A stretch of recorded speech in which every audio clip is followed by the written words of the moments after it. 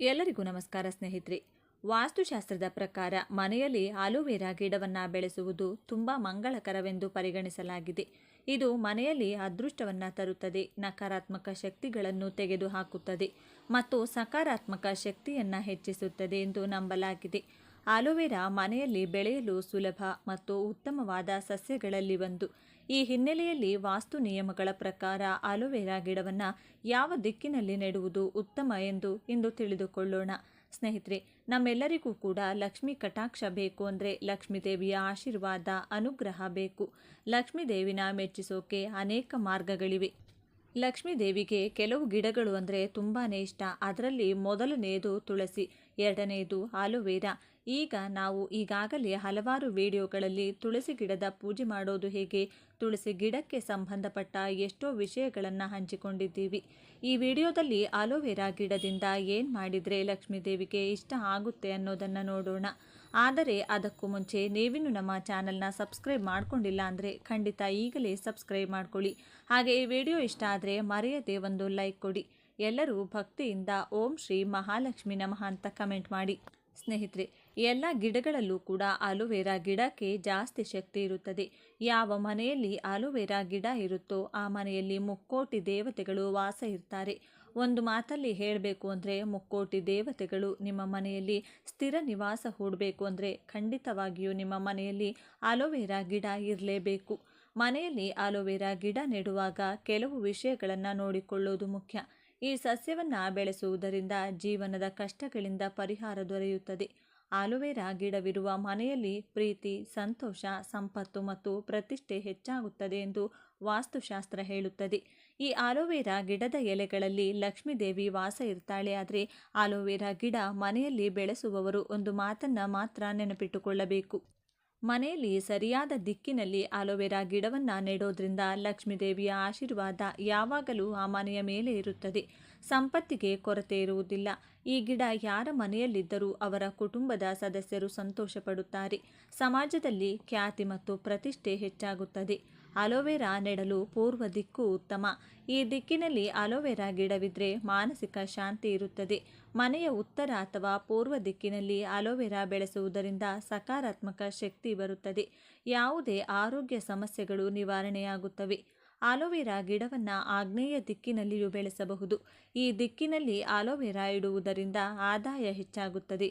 ಯಾರಾದರೂ ತಮ್ಮ ಕೆಲಸದಲ್ಲಿ ಪ್ರಗತಿಯನ್ನು ಬಯಸಿದರೆ ಮನೆಯ ಪಶ್ಚಿಮ ಭಾಗದಲ್ಲಿ ಈ ಗಿಡವನ್ನು ನೆಡಿ. ತಪ್ಪಾಗಿ ಸಹ ಆಲೋವೆರಾ ಸಸ್ಯವನ್ನು ವಾಯುವ್ಯ ದಿಕ್ಕಿನಲ್ಲಿಡಬೇಡಿ. ಇದರಿಂದ ವಿವಿಧ ಸಮಸ್ಯೆಗಳು ಉದ್ಭವಿಸುತ್ತವೆ. ವಾಸ್ತು ಪ್ರಕಾರ ಈ ದಿಕ್ಕು ಆರ್ಥಿಕ ಸಮಸ್ಯೆಗಳನ್ನು ಉಂಟು ಮಾಡುತ್ತದೆ.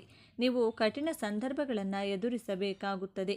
ಅಶುಭ ಫಲಿತಾಂಶಗಳನ್ನು ನೀಡುತ್ತದೆ. ಪ್ರತಿಕೂಲ ಸನ್ನಿವೇಶಗಳನ್ನು ಆಹ್ವಾನಿಸುತ್ತದೆ. ಮನೆಯಲ್ಲಿ ಆಲೋವೆರಾ ಇಟ್ಟುಕೊಳ್ಳೋದು ಆರೋಗ್ಯಕ್ಕೆ ಒಳ್ಳೆಯದು. ಆರೋಗ್ಯ ಸಮಸ್ಯೆಗಳಿಂದ ಬಳಲುತ್ತಿರುವವರು ಇದನ್ನು ಮಲಗುವ ಕೋಣೆಯಲ್ಲಿಡಬಹುದು. ಬಾಲ್ಕನಿ ಅಥವಾ ಉದ್ಯಾನದ ಮೇಲೆ ಇರಿಸಿದರೆ ನಕಾರಾತ್ಮಕ ಶಕ್ತಿಗಳು ಮನೆಗೆ ಪ್ರವೇಶಿಸುವುದಿಲ್ಲ. ಆದ್ದರಿಂದ ಆಲೋವೆರಾ ಗಿಡವನ್ನು ಬೆಳೆಸುವಾಗ ವಾಸ್ತು ನಿಯಮಗಳನ್ನು ಪಾಲಿಸಬೇಕು ಮತ್ತು ಸರಿಯಾದ ದಿಕ್ಕನ್ನು ಆರಿಸಿಕೊಳ್ಳಬೇಕು. ಇನ್ನು ನೀವು ಆಲೋವೆರಾ ಗಿಡದಿಂದ ಫ್ರೆಶ್ ಆಗಿ ಜೆಲ್ ತೆಗೆದು ಅದನ್ನು ಲಕ್ಷ್ಮೀ ದೇವಿಗೆ ನೈವೇದ್ಯವಾಗಿ ಸಮರ್ಪಿಸಿ. ಅದರ ನಂತರ ಆ ಜೆಲ್ಲನ್ನು ನೀವು ಸ್ನಾನ ಮಾಡುವ ನೀರಲ್ಲಿ ಮಿಕ್ಸ್ ಮಾಡಿಕೊಂಡು ಸ್ನಾನ ಮಾಡಿಕೊಂಡ್ರೆ ನಿಮ್ಮ ಮೈಯಲ್ಲಿರುವಂಥ ಎಲ್ಲ ದರಿದ್ರ ದೋಷ ನಿವಾರಣೆಯಾಗುತ್ತೆ. ಅಷ್ಟದರಿದ್ರ ಹೋಗಿ ಅಷ್ಟೈಶ್ವರ್ಯ ಪ್ರಾಪ್ತಿಯಾಗೋಕೆ ಶುರುವಾಗುತ್ತದೆ. ಈ ಆಲೋವೆರಾ ಜೆಲ್ಲನ್ನು ಮಾರನೇ ದಿನ ಬೆಳಿಗ್ಗೆ ನೀವು ಸ್ನಾನ ಮಾಡುವಾಗ ನೀರಲ್ಲಿ ಮಿಕ್ಸ್ ಮಾಡಿಕೊಂಡು ಸ್ನಾನ ಮಾಡಿಕೊಳ್ಳಿ. ಈ ರೀತಿ ಮಾಡೋದ್ರಿಂದ ಆರ್ಥಿಕ ಸಮಸ್ಯೆಗಳೆಲ್ಲ ನಿವಾರಣೆಯಾಗುತ್ತದೆ. ಸಾಲದ ಬಾಧೆ ನಿವಾರಣೆಯಾಗುತ್ತದೆ. ಅಷ್ಟದರಿದ್ರ ಹೊರಟು ಹೋಗುತ್ತದೆ. ಅಷ್ಟೈಶ್ವರ್ಯ ನಿಮ್ಮದಾಗುತ್ತದೆ. ಇನ್ನು ನರದೃಷ್ಟಿ, ಕಣ್ಣು ದೃಷ್ಟಿ, ಭಯಾನಕ ದೋಷಗಳು, ಮನೆಯಲ್ಲಿರುವಂತಹ ನೆಗೆಟಿವ್ ಎನರ್ಜಿ, ಮೈಯಲ್ಲಿರುವಂತಹ ನೆಗೆಟಿವ್ ಎನರ್ಜಿ, ಹಾಗೆ ನೀವು ಯಾವುದೇ ಕೆಲಸಕ್ಕೆ ಕೈ ಹಾಕಿದ್ರೂ ಅದರಲ್ಲಿ ಸಕ್ಸಸ್ ಆಗಬೇಕು ಅಂದರೆ ಬೆಳಿಗ್ಗೆ 6ರಿಂದ 7 ಗಂಟೆ ಮಧ್ಯದಲ್ಲಿ ಈ ಟೈಮಲ್ಲಿ ಒಂದು ಚಿಕ್ಕ ಆಲೋವೆರಾ ಗಿಡ ತಗೊಂಡು ಅದನ್ನು ತಲೆ ಕೆಳಗಾಗಿ ಅಂದರೆ ಬೇರು ಮೇಲೆ ಬರಬೇಕು, ಎಲೆಗಳು ಕೆಳಗಡೆ ಬರಬೇಕು. ಈ ರೀತಿ ತಲೆ ಕೆಳಗಾಗಿ ಆಲೋವೆರಾ ಗಿಡವನ್ನು ನಿಮ್ಮ ಮೇನ್ ಡೋರ್ಗೆ ನೇತಾಕಿ.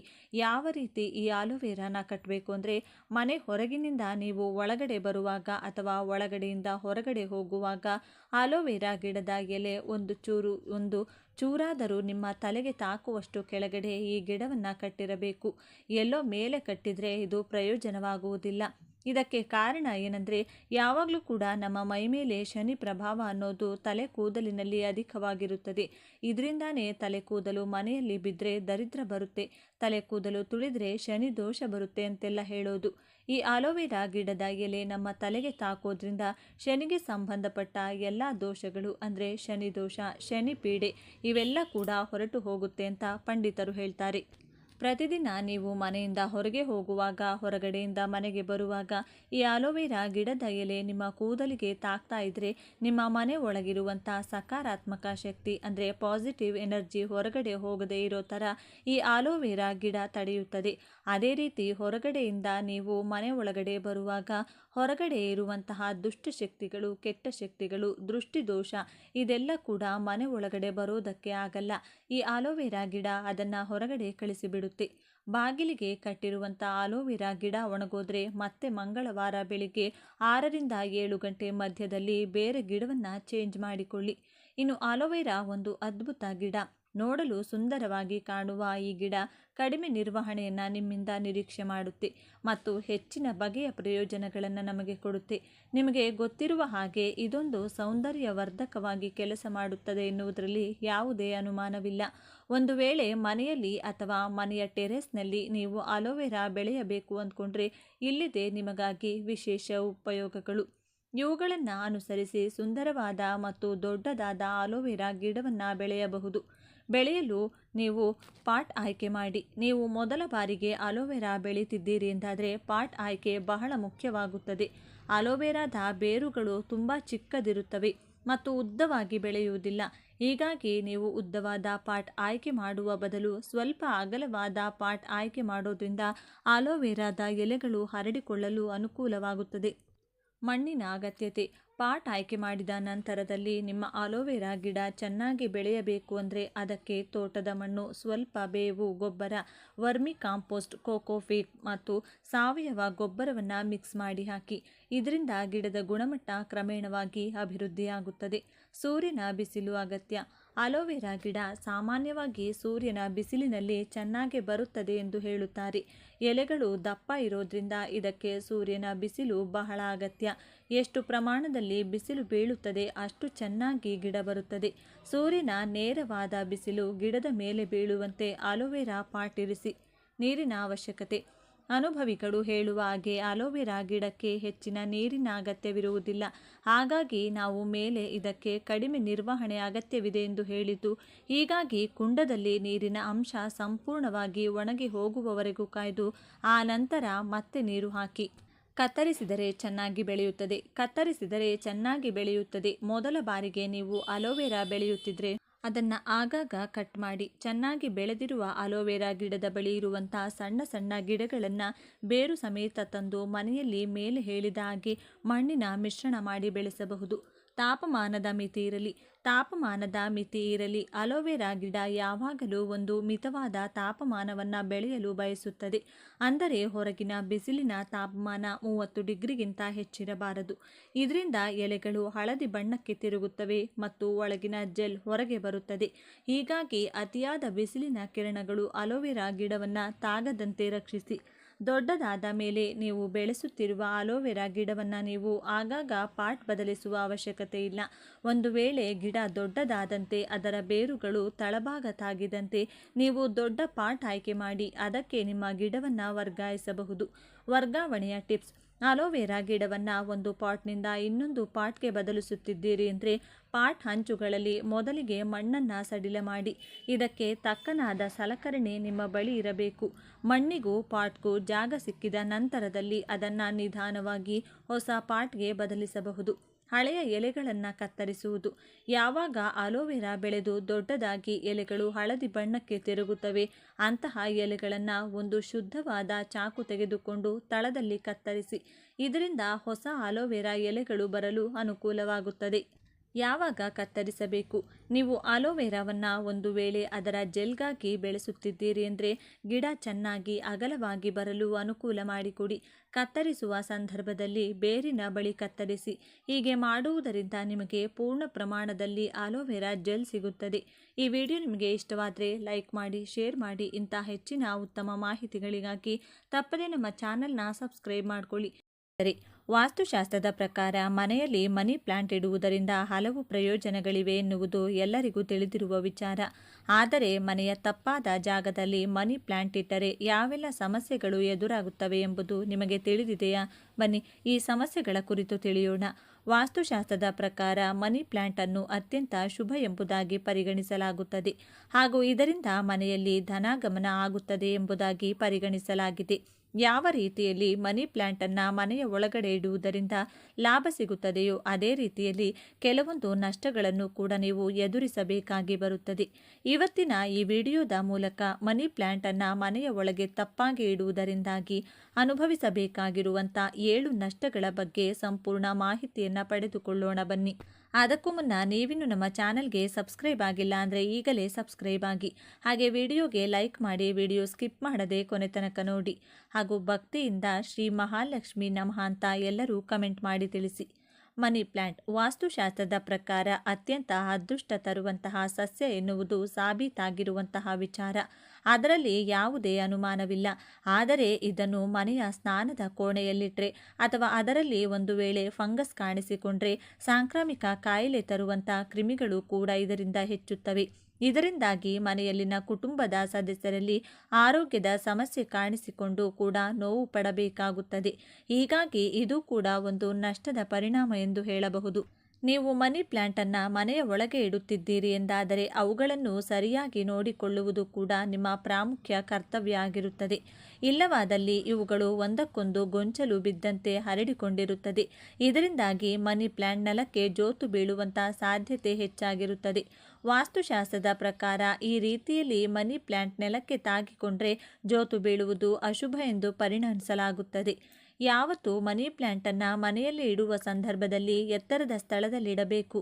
ಎತ್ತರದ ಸ್ಥಳವನ್ನು ಹೊರತುಪಡಿಸಿ ಬೇರೆ ಯಾವುದೇ ದಿಕ್ಕಿನಲ್ಲಿ ಅಥವಾ ಸ್ಥಳದಲ್ಲಿ ಮನಿ ಪ್ಲಾಂಟನ್ನು ಇಟ್ಟರೆ ಆ ಸಂದರ್ಭದಲ್ಲಿ ಇದು ನಿಮ್ಮ ದೇಹದ ನರಭಾಗದಲ್ಲಿ ಸಾಕಷ್ಟು ಸಮಸ್ಯೆಗಳನ್ನು ತರುತ್ತದೆ. ನರಮಂಡಲದ ವ್ಯವಸ್ಥೆಯಲ್ಲಿ ಮನಿ ಪ್ಲಾಂಟ್ ಮೂಲಕ ಪ್ರಾರಂಭವಾಗಿರುವಂಥ ಕೆಲವೊಂದು ನೆಗೆಟಿವ್ ಪರಿಣಾಮಗಳು ನಿಮಗೆ ಇನ್ನಷ್ಟು ಹೆಚ್ಚಿನ ಆರೋಗ್ಯ ಸಮಸ್ಯೆಗಳನ್ನು ಹೊತ್ತು ತರಬಹುದಾಗಿದೆ. ಇವುಗಳಿಂದ ತಪ್ಪಿಸಿಕೊಳ್ಳಲು ನೀವು ಇದನ್ನು ಪರಿಗಣಿಸಬೇಕಾಗುತ್ತದೆ. ವಾಸ್ತುಶಾಸ್ತ್ರದಲ್ಲಿ ಉಲ್ಲೇಖಿಸಿರುವಂಥ ಮಾಹಿತಿಗಳ ಪ್ರಕಾರ ಮನಿ ಪ್ಲಾಂಟ್ ಅನ್ನು ನೀವು ಸರಿಯಾದ ವಾಸ್ತುಶಾಸ್ತ್ರಕ್ಕೆ ಅನುಗುಣವಾಗಿರುವಂಥ ದಿಕ್ಕಿನಲ್ಲಿಡದೆ ಹೋದಲ್ಲಿ ಹಣದ ವಿಚಾರವಾಗಿ ಸಾಕಷ್ಟು ಸಮಸ್ಯೆಗಳನ್ನು ಎದುರಿಸಬೇಕಾಗಿ ಬರಬಹುದು. ಎಲ್ಲಕ್ಕಿಂತ ಪ್ರಮುಖವಾಗಿ ಮನಿ ಪ್ಲಾಂಟ್ ಅನ್ನು ನಿಮ್ಮ ಮನೆಯ ಒಳಗಡೆ ಉತ್ತರ ಹಾಗೂ ಪೂರ್ವ ದಿಕ್ಕಿನಲ್ಲಿ ಯಾವತ್ತೂ ಕೂಡ ಇಡಬಾರದು. ಇದು ಅಪಶಕುನದ ರೀತಿಯಲ್ಲಿ ಕಾಣಿಸಿಕೊಳ್ಳುತ್ತದೆ. ಈ ದಿಕ್ಕನ್ನು ನಕಾರಾತ್ಮಕ ಶಕ್ತಿಗಳು ಹೆಚ್ಚಾಗಿರುವಂತಹ ದಿಕ್ಕು ಎಂಬುದಾಗಿ ಪರಿಗಣಿಸಲಾಗುತ್ತದೆ. ಹಾಗೂ ಈ ರೀತಿ ಮನಿ ಪ್ಲಾಂಟ್ ಇಡೋದ್ರಿಂದ ಮನೆಯಲ್ಲಿ ನಕಾರಾತ್ಮಕ ಶಕ್ತಿಗಳು ಹೆಚ್ಚಾಗುತ್ತವೆ. ಶುಕ್ರನ ಪ್ರತೀಕ ಎಂಬುದಾಗಿ ಪರಿಗಣಿಸಲಾಗುವಂಥ ಮನಿ ಪ್ಲಾಂಟ್ ಉತ್ತರ ಪೂರ್ವ ದಿಕ್ಕಿನಲ್ಲಿ ಅಂದರೆ ಈಶಾನ್ಯ ದಿಕ್ಕಿನಲ್ಲಿರುವುದರಿಂದ ಇದು ಮನೆಗೆ ನೆಗೆಟಿವ್ ಎನರ್ಜಿಯನ್ನು ತರುತ್ತದೆ ಎಂಬುದಾಗಿ ಹೇಳಲಾಗುತ್ತದೆ. ಈ ಸಮಸ್ಯೆಯಿಂದ ಪಾರಾಗಲು ಮನೆಯಲ್ಲಿ ಈ ದಿಕ್ಕಿನಲ್ಲಿ ಮನಿ ಪ್ಲಾಂಟ್ ಗಿಡವನ್ನು ಇಡೋದನ್ನು ತಪ್ಪಿಸಬೇಕು. ವಾಸ್ತುಶಾಸ್ತ್ರದ ಪ್ರಕಾರ ನಿಮಗೆಲ್ಲರಿಗೂ ತಿಳಿದಿರುವ ಹಾಗೆ ಪ್ರತಿಯೊಂದು ಗ್ರಹಗಳಿಗೂ ಕೂಡ ಅದರದ್ದೇ ಆದಂಥ ಶುಭ ಎಂಬುದಾಗಿ ಪರಿಗಣಿಸಲಾಗುವ ಗಿಡಗಳು ಇರುತ್ತವೆ. ಅದೇ ರೀತಿಯಲ್ಲಿ ಶುಕ್ರ ಗ್ರಹದ ಗಿಡ ಎಂಬುದಾಗಿ ಮನಿ ಪ್ಲಾಂಟನ್ನು ಕರೆಯಲಾಗುತ್ತದೆ. ಜ್ಯೋತಿಷ್ಯ ಶಾಸ್ತ್ರದ ಪ್ರಕಾರ ಶುಕ್ರ ಗ್ರಹಕ್ಕೆ ಶತ್ರು ಗ್ರಹಗಳಾಗಿರುವ ಮಂಗಳ, ಚಂದ್ರ ಹಾಗೂ ಸೂರ್ಯ ಗ್ರಹಗಳ ಇಷ್ಟ ಆಗಿರುವಂಥ ಗಿಡಗಳನ್ನು ಯಾವತ್ತೂ ಕೂಡ ಮನಿ ಪ್ಲಾಂಟ್ ಜೊತೆ ಇಡಬಾರದು ಎಂಬುದಾಗಿ ವಾಸ್ತುಶಾಸ್ತ್ರ ಹೇಳುತ್ತದೆ.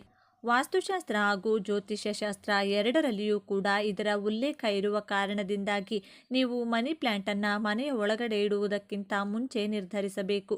ಮನಿ ಪ್ಲಾಂಟನ್ನು ಲಕ್ಷ್ಮಿಯ ಪ್ರತೀಕ ಎಂಬುದಾಗಿ ಕೂಡ ಪರಿಗಣಿಸಲಾಗುತ್ತದೆ. ಯಾಕೆಂದರೆ ಮನಿ ಪ್ಲಾಂಟ್ ಮನೆಯಲ್ಲಿಡೋದ್ರಿಂದ ಸಂಪತ್ತನ್ನು ಮನೆಗೆ ಬರುವಂತೆ ಮಾಡುತ್ತದೆ. ನೀವು ಒಂದು ವೇಳೆ ನಿಮ್ಮ ಮನೆಯಲ್ಲಿರುವಂಥ ಮನಿ ಪ್ಲಾಂಟನ್ನು ಬೇರೆಯವರಿಗೆ ನೀಡ್ತೇವೆ ಎಂಬುದಾಗಿ ನೀಡಿದರೆ ನಿಮ್ಮ ಮನೆಯ ಲಕ್ಷ್ಮಿಯನ್ನು ಬೇರೆಯವರಿಗೆ ನೀಡಿದಂತಾಗುತ್ತದೆ. ಹೀಗಾಗಿ ಹಾಗೆ ಯಾವತ್ತೂ ಕೂಡ ಮನೆಯ ಒಳಗಿರುವ ಮನಿ ಪ್ಲಾಂಟ್ ಬೇರೆಯವರಿಗೆ ನೀಡುವಂಥ ಈ ರೀತಿಯ ಕೆಲಸವನ್ನು ಮಾಡೋದಕ್ಕೆ ಹೋಗಬೇಡಿ. ನಿಮ್ಮ ಮನೆಯಿಂದ ಲಕ್ಷ್ಮಿ ನಿರ್ಗಮನವಾಗುತ್ತಾಳೆ. ಕೆಲವೊಂದು ಮಾಹಿತಿಗಳ ಪ್ರಕಾರ ಮನೆಯಲ್ಲಿ ಮನಿ ಪ್ಲಾಂಟನ್ನು ಇಡೋದ್ರಿಂದಾಗಿ ಸಾಕು ಪ್ರಾಣಿಗಳಿಗೂ ಕೂಡ ಆರೋಗ್ಯದ ಸಮಸ್ಯೆ ಕಾಣಿಸಿಕೊಳ್ಳುತ್ತವೆ ಎಂಬುದಾಗಿ ಹೇಳಲಾಗುತ್ತೆ. ಈ ಮನಿ ಪ್ಲಾಂಟ್ನಲ್ಲಿ ಇರುವಂಥ ಕ್ಯಾಲ್ಸಿಯಂ ಆಕ್ಸಲೇಟ್ ಕ್ರಿಸ್ಟಲ್ನಿಂದಾಗಿ ಸಾಕು ಪ್ರಾಣಿಗಳ ಆರೋಗ್ಯಕ್ಕೆ ವ್ಯತಿರಿಕ್ತ ಪರಿಣಾಮ ಉಂಟಾಗುವ ಸಾಧ್ಯತೆ ಇರುತ್ತದೆ. ಇದು ಕೇವಲ ಸಾಕು ಪ್ರಾಣಿಗಳ ಮೇಲೆ ಮಾತ್ರವಲ್ಲದೆ ನಿಮ್ಮ ಮನೆಯ ಮಕ್ಕಳ ಆರೋಗ್ಯಕ್ಕೂ ಕೂಡ ನಕಾರಾತ್ಮಕ ಪರಿಣಾಮ ಬೀರುವ ಸಾಧ್ಯತೆ ಇರುತ್ತದೆ. ಮನಿ ಪ್ಲಾಂಟ್ ಗಿಡದಿಂದ ಮನೆ ಸಮಸ್ಯೆಗಳಿಗೆ ಪರಿಹಾರ. ಒಂದು ವೇಳೆ ನೀವೇನಾದರೂ ರಿಲೇಷನ್ಶಿಪ್ನಲ್ಲಿ ಪ್ರಾಬ್ಲಮ್ ಫೇಸ್ ಮಾಡ್ತಾ ಇದ್ರೆ ಅಥವಾ ನಿಮ್ಮ ಸಂಗಾತಿಯ ಜೊತೆಗೆ ಯಾವುದೇ ರೀತಿಯ ಮನಸ್ತಾಪಗಳನ್ನು ಹೊಂದಿದ್ರೆ ಈ ಮನಿ ಪ್ಲಾಂಟನ್ನು ಮನೆಯಲ್ಲಿಡೋದ್ರಿಂದ ಅದೆಲ್ಲವೂ ದೂರವಾಗುತ್ತದೆ. ನಿಮ್ಮ ಮನೆಯಲ್ಲಿ ಮಕ್ಕಳು ಶೈಕ್ಷಣಿಕವಾಗಿ ಸಾಕಷ್ಟು ಹಿಂದೆ ಉಳಿದುಕೊಂಡಿದ್ರೆ ನಿಮ್ಮ ಮನೆಯಲ್ಲಿ ಸರಿಯಾದ ದಿಕ್ಕಿನಲ್ಲಿ ಮನಿ ಪ್ಲಾಂಟ್ ಗಿಡವನ್ನು ಇಡೋದ್ರಿಂದ ನಿಮ್ಮ ಮಕ್ಕಳ ಬುದ್ಧಿಶಕ್ತಿ ಹೆಚ್ಚಾಗೋದ್ರ ಜೊತೆಗೆ ಜ್ಞಾನಾರ್ಜನೆ ಕೂಡ ಹೆಚ್ಚಾಗುತ್ತದೆ. ನಿಮ್ಮ ಮಕ್ಕಳು ಎಕ್ಸಾಮ್ನಲ್ಲಿ ಒಳ್ಳೆಯ ಫಲಿತಾಂಶವನ್ನು ಪಡೆಯುತ್ತಾರೆ. ಮನೆಯಲ್ಲಿ ಒಣಗಿದ ಮನಿ ಪ್ಲಾಂಟ್ ಇಟ್ಟರೆ ಸಮಸ್ಯೆ ಕಟ್ಟಿಟ್ಟ ಬುತ್ತಿ. ಮನೆಯಲ್ಲಿ ಮನಿ ಪ್ಲಾಂಟ್ ಇಡೋದು ಎಷ್ಟು ಮುಖ್ಯವೋ ನಾವು ಆಗಲೇ ಹೇಳಿದಂತೆ ಅದನ್ನು ಚೆನ್ನಾಗಿ ನೋಡಿಕೊಳ್ಳೋದು ಕೂಡ ಅಷ್ಟೇ ಇಂಪಾರ್ಟೆಂಟ್. ನೀವು ಮನೆಯಲ್ಲಿಟ್ಟಿರುವ ಮನಿ ಪ್ಲಾಂಟ್ ಗಿಡದ ಎಲೆಗಳು ಇಟ್ಟಿರೋ ಜಾಗದಲ್ಲೇ ಒಣಗಿ ಹೋಗ್ತಿದ್ರೆ ನೆಗೆಟಿವ್ ಎನರ್ಜಿ ಜಾಸ್ತಿ ಆಗ್ತಿದೆ ಅಂತ ಅರ್ಥ. ಒಂದು ವೇಳೆ ಮನಿ ಪ್ಲಾಂಟ್ ಎಲೆಗಳು ಒಣಗುತ್ತಾ ಇದ್ರೆ ಕೂಡಲೇ ಗಿಡವನ್ನು ಬೇರೆ ಜಾಗದಲ್ಲಿಡಿ. ಯಾಕಂದರೆ ಮನಿ ಪ್ಲಾಂಟ್ ಗಿಡವನ್ನು ಬೆಳೆಸೋದು ತುಂಬ ಈಸಿ, ಹೆಚ್ಚಿನ ನೀರಿನ ಅಗತ್ಯ ಕೂಡ ಇಲ್ಲ. ಆದರೆ ಇಂತಹ ಗಿಡದ ಎಲೆಗಳು ಒಣಗ್ತಾ ಇವೆ ಅಂದರೆ ನಕಾರಾತ್ಮಕ ಶಕ್ತಿ ಹೆಚ್ಚಾಗಿದೆ ಎಂದರ್ಥ. ಮನೆಯ ಸರಿಯಾದ ದಿಕ್ಕಿನಲ್ಲಿ ಮನಿ ಪ್ಲಾಂಟ್ ಗಿಡವನ್ನು ಇಡುವ ಮೂಲಕ ನೀವು ಖಂಡಿತವಾಗಿಯೂ ಜೀವನದಲ್ಲಿ ಹಾಗೂ ಮನೆಯಲ್ಲಿ ಉತ್ತಮವಾದ ಫಲಿತಾಂಶ ಪಡೆದುಕೊಳ್ಳಬಹುದು. ಸಂಪತ್ತಿನ ಅಧಿದೇವತೆ ಲಕ್ಷ್ಮೀ ದೇವಿಯ ಕೃಪಾ ಕಟಾಕ್ಷದಿಂದ ಆರ್ಥಿಕ ಹಾಗೂ ಮಾನಸಿಕ ಸೇರಿದಂತೆ ಪ್ರತಿಯೊಂದು ಸಮಸ್ಯೆಗಳನ್ನು ನಿಮ್ಮ ಜೀವನದಿಂದ ದೂರ ಇಡಬಹುದು. ನೀವು ಬಹುತೇಕರ ಮನೆಗಳಲ್ಲಿ ಮನಿ ಪ್ಲಾಂಟ್ ಗಿಡವನ್ನು ನೋಡಿರುವಿರಿ. ಈ ಗಿಡವು ಮನೆಯ ಸೌಂದರ್ಯವನ್ನು ಹೆಚ್ಚಿಸುವುದಲ್ಲದೆ ಅದೃಷ್ಟವನ್ನು ತರುವ ಸಸ್ಯ ಎನ್ನಲಾಗುತ್ತದೆ. ಕೆಲವರ ಮನೆಯಲ್ಲಂತೂ ಮನಿ ಪ್ಲಾಂಟ್ ತುಂಬ ಸೊಂಪಾಗಿಯೇ ಬೆಳೆದಿರುತ್ತದೆ. ಆದರೆ ಇನ್ನು ಕೆಲವರು ಎಷ್ಟೇ ಚೆನ್ನಾಗಿ ಸಾಕಿದ್ರೂ ಅದು ಉದ್ದ ಬೆಳೆಯುವುದೇ ಇಲ್ಲ, ಎಲೆಗಳ ಚಿಕ್ಕದಾಗಿರುತ್ತವೆ. ನೀವು ಸಹ ಈ ಸಮಸ್ಯೆಗಳನ್ನು ಅನುಭವಿಸುತ್ತಿದ್ರೆ ನಿಮ್ಮ ಮನೆಯಲ್ಲಿನ ಮನಿ ಪ್ಲಾಂಟ್ ಗಿಡ ಸೊಂಪಾಗಿ ಬೆಳೆಯುವಂತೆ ಮಾಡಲು ಇಲ್ಲಿದೆ ಟಿಪ್ಸ್. ಚಹಾ ಎಲೆ ಏಕೆ ಪ್ರಯೋಜನಕಾರಿ? ವಾಸ್ತವವಾಗಿ ಚಹಾ ಎಲೆಗಳಲ್ಲಿ ಸಾರಜನಕ ಹೇರಳವಾಗಿದ್ದು ಇದು ಸಸ್ಯಗಳ ಎಲೆಗಳನ್ನು ಹಸಿರು ಮತ್ತು ದೊಡ್ಡದಾಗಿ ಬೆಳೆಯಲು ಸಹಾಯ ಮಾಡುತ್ತದೆ. ಸಾರಜನಕವು ಎಲೆಗಳ ಬೆಳವಣಿಗೆಗೆ ಪ್ರಮುಖ ಪೋಷಕಾಂಶವಾಗಿದೆ. ಚಹಾ ಎಲೆಗಳು ಸ್ವಲ್ಪ ಆಮ್ಲೀಯವಾಗಿದ್ದು ಇದು ಮನಿ ಪ್ಲಾಂಟ್ ಬೆಳವಣಿಗೆಗೆ ಉತ್ತಮ ಗೊಬ್ಬರದಂತೆ ಕೆಲಸ ಮಾಡುತ್ತದೆ. ತಜ್ಞರು ಚಹಾ ಎಲೆಗಳನ್ನು ಈ ರೀತಿ ಹಾಕುತ್ತಾರೆ. ತೋಟಗಾರಿಕೆ ತಜ್ಞರ ಪ್ರಕಾರ ಗೊಬ್ಬರವನ್ನು ಸೇರಿಸುವ ಮೊದಲು ನೀವು ಮಣ್ಣನ್ನು ಚೆನ್ನಾಗಿ ಅಗೆಯಿರಿ. ಮನಿ ಪ್ಲಾಂಟ್ನಲ್ಲಿನ ಹಳದಿ ಎಲೆಗಳನ್ನು ತೆಗೆದು ಪಕ್ಕಕ್ಕಿಡಬೇಕು. ನಿಮ್ಮ ಮಡಕೆ 10 ಇಂಚಿದ್ದರೆ ನಂತರ 1 ಚಮಚ ತಾಜಾ ಚಹಾ ಎಲೆಗಳನ್ನು ಸೇರಿಸಿ ಮಿಶ್ರಣ ಮಾಡಿ. ನೀವು ಈ ಪ್ರಕ್ರಿಯೆಯನ್ನು 15 ದಿನಗಳಲ್ಲಿ ಪುನರಾವರ್ತಿಸಬಹುದು.